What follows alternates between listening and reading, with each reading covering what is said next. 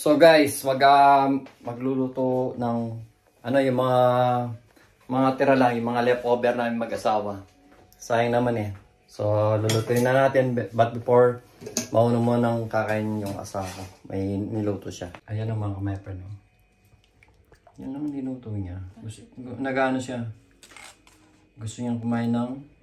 So kasi yung pansit na literal. Oo, literal na pansit. Ano ba?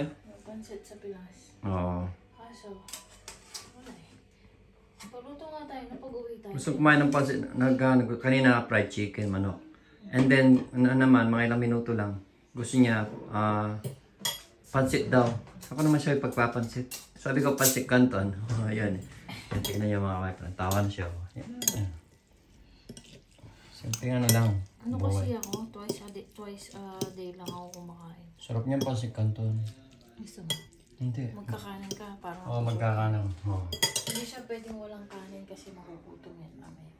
Pero ako, magluluto ko yung leftover namin. Yan mga yan. Leftover. Hindi naman ako nagkakanin kasi. Leftover. Tingnan nyo. Siya lang yun. So guys, sabi na sa akin, gusto ko daw coffee. So dapat ngayon, anong oras na? Nakadalawang kape na kami. Magkakape uli kami. Magpa-5. Sunday. Magpa-5 o'clock na, okay na. Hindi naman sama kanina umaga is 9:30 yun. So ngayon kaming mag-asama Kung kape ng asawa, isang ano, pampaypayat, alam niyo na. So magluluto muna ako ng mga leftover na ulam. Sayang naman kasi mga kamerpen. So let's do it now. Wag na natin patagalin to. Tara na! So sabi sa asawa ko mga kamerpen, mauna na siyang kumain kasi nagugutom na rin siya. So, kain na muna yung asawa ko. Inom kasi ako ng gamot. Inom kasi siya ng gamot mga kamerpen, kaya kailangan niya rin kumain. Dahil masakit yung likod niya, yung dito niya. Parang naipitan siya ng ugat. Di ba? So guys, dahil nagugutom na yung asawa ko, paunahin ko na siyang kumain. Ayun na. Sabi oh, gutom na yung asawa ko. Pinuha niya yan dito. Ito ko to. Sira ulo ka. Sira ulo itong asawa ko. It's a prank lang yun ah. Mapagpanggap. Ano? Mapagpanggap. Hindi wow. Kinuha, niluto ko kayang kanina no? Subo na ako, kinuha niya ko eh. O sige na, gutin na apitit, magluluto na yung saa mo. Kiss mo na. O siya, see you later na lang. So, binukuha ko ng asawa. Sira ulo ng asawa yun ah. Sira ulo yun, hindi ko matatanggap yun. Hindi, joke lang yun. Sabi ko nga sa kanya, kailangan ano, minsan may kalokohan din. So tara mga kaimay, luto na natin leftover. So yun guys, may tira pa tayong hotdog. And then, yung sisig natin. Yung sisig natin, lulutuin na rin natin. Yung leftover din. So pagsama na lang natin mga kaimay, ibang luto. So tayo na mga kaimay. So bali yung leftover natin mga hotdog at saka yung sisig na yung kaninang madaling saglit lang mga kamayfriend tumatawag yun. Inistorbo ko ng asawa ko mga kamayfriend. So tinawagan lang niya ako dahil sa Squid Games daw na appeal na bagong ano na daw. So ayun mga kamayfriend, iiwain natin yung mga hotdog. I-mix din natin sa sisig to mga kamayfriend para may iba naman.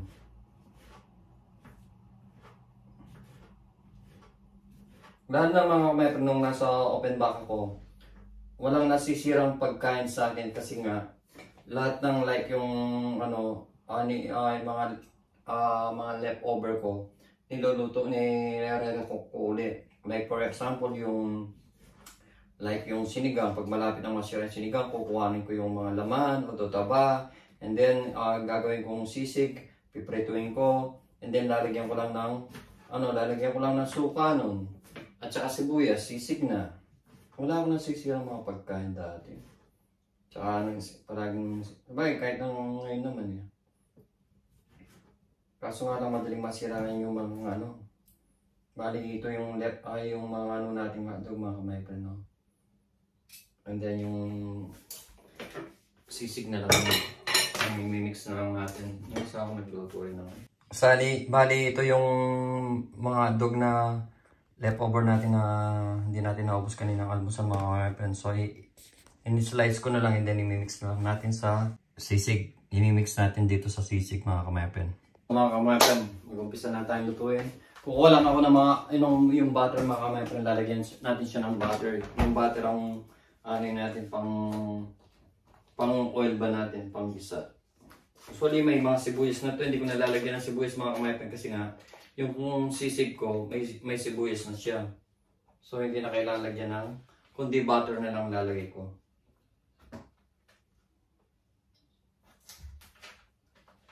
Mura lang naman kasi yung butter dito mga kamay. Kasi yung butter dito, ito, minsan 1 euro something lang siya. Lalo na yung asawa ko kasi mga kamay, mahilig siya sa mahilig siya sa butter.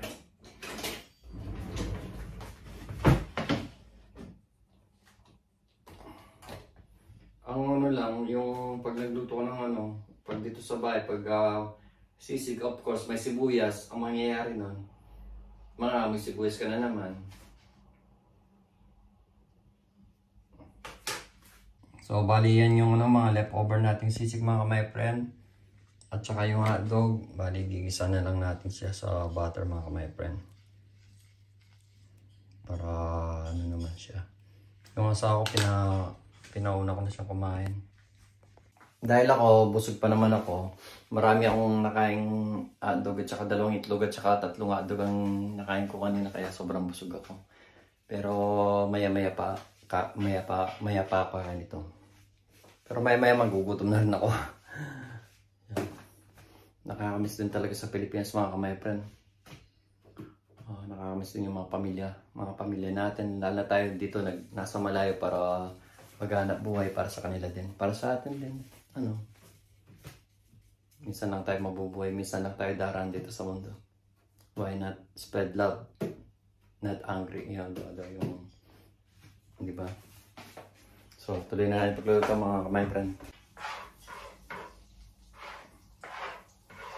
May na naman ako. Hindi ako maliligo mamayang pagkatapos kong magluto mga kamay friend kasi mga amis ako. Buksan ko lang yung bintana mga kamay friend.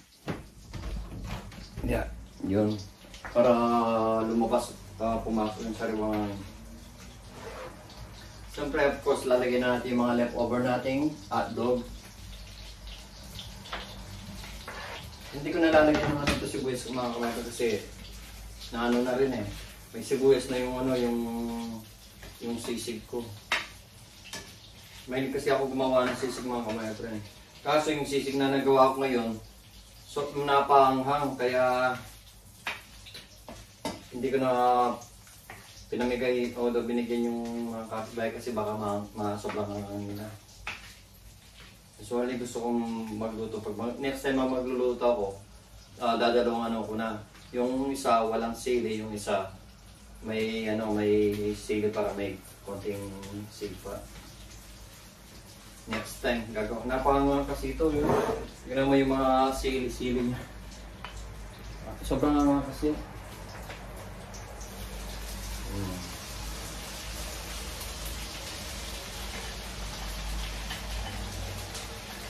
Kahapon sa Starbucks mga kamay friend, ito yung bahang ko. Wala akong ulamin. Talaga ito na lang ulamin ko. Pero kailan lagyan pa ng paminta. Lagyan natin ang paminta mga kamay friend. Magkaka yung konting dito. Konting bombom mga kamay friend. Masa ako may pag umuwi ng pinter. Mga pinamimili niyan, mga kamay friend. Lagyan natin ng konting bombom.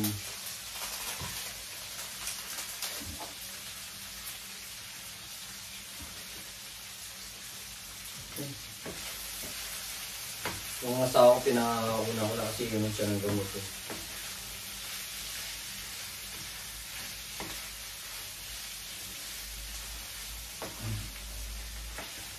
Ito yung sisig, masarap kasing gumawa ng sisig pag yung sa ulo ng baboy. Kaya ako may ligaw gumawa ng mga sisig eh. Like nung nasa open back ako, And then gagawa ko ng marami mga kameron. And then i-separate ko pag wala akong time magluto. Yung ginagawa ko nun, naglalabas lang ako ng isa. Itong sisig na ito, yung ginagawa ko, pwedeng pang ulam, pwedeng pang pulutan mga kameron. Pero ngayon siyempre, hindi katulad dati, marami tayong barkada, pala barkada tayo. Bagong walay pa ako. And then, kung tumatanda nagkakaedad ng mga kamay, nawawala din yun. Kahit dito, ang daming mga anak dito, iba-ibang klaseng anak, pero hindi ako nainom mag-isa, although hindi ako na, siguro madalang lang. Once in a month, minsan twice in a month. Ganun lang siguro mga kamay.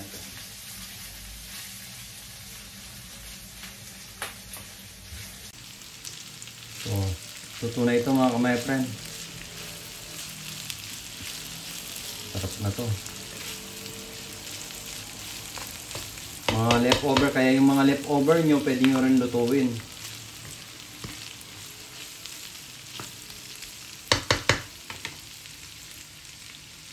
So, patayin na natin mga kamay friend. Ayan.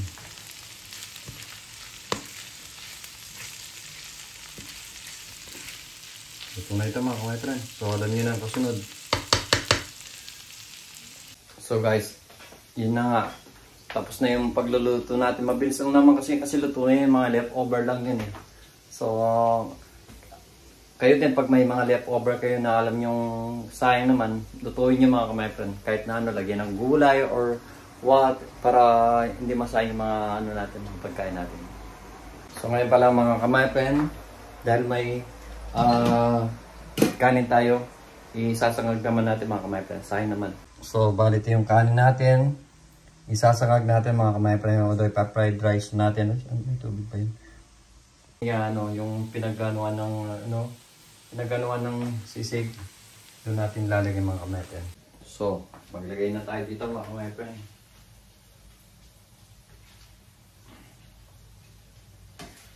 Yung asawa kumain na, pinauna ko na kumain.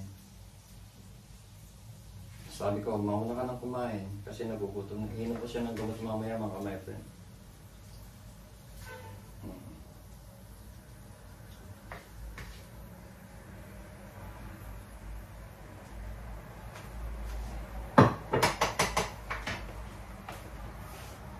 So, ito na yung leftover nating sisig with hotdog mga kamay friend. Sarap.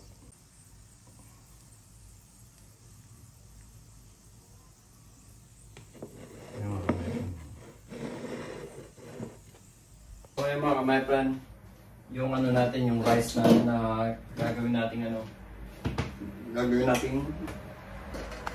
fried rice. Sayang naman kasi eh. Ganito lang yung mga kamay. Sasangag lang natin. Lalo yung lasa ng sisig na nanonood dito sa akin.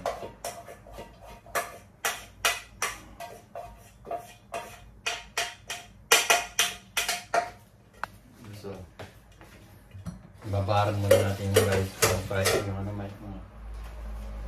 So, sulis muna natin ulit.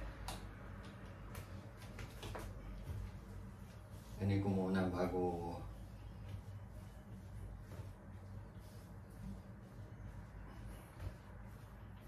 sarap din kasi yung lasa nitong ano, yung mga pinaglutuan mo.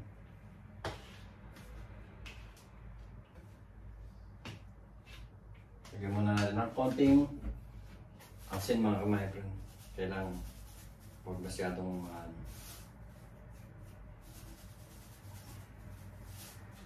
at saka gusto mga sarap ito, white pepper. White pepper. Tsaka black pepper din mga kamay friend. Konti-konti lang. Huwag naman marami. And then halo-halo. Kaya dapat tayo magtipid minsan mga kamay friend. So, pag may mga leftover tayo, rice, kanin, o daw mga ulam, lutuin natin. I-recook po natin. Sayang din naman ho eh. Lalo sa panahon na ito, sobrang mahal na ng bilhin. Mapa sa Pilipinas, mapa dito sa Germany. Sobrang mahal na ng bilhin, my friend. Pwede nga lang lagyan ng konting mantika ng sisig pa. Wala na kasing mantika. Malasa kasi ito eh.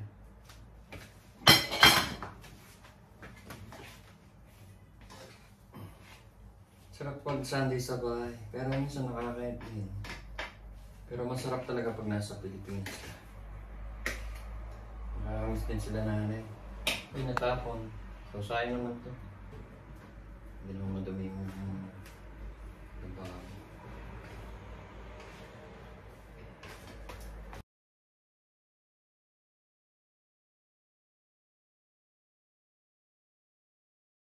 So guys, sasundok na ako para makakain na rin ako. Ewan ko kung tapos na yung asawa ko. Ito yung fried rice o sinangag mga kumayakan. Yung mga leftover. Kakook nyo lang, sayang nyo naman. Para mapapalabot tayo mga kumayakan, dami ng kanin ko. So kain na tayo mga kumayakan.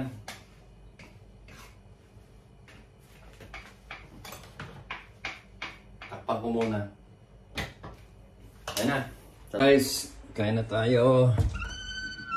Ito yung asawa ko tapos na. So dito ako mag-ano. Dito ako eh. Yeah. So nabusog ka ba sa ako? Yeah?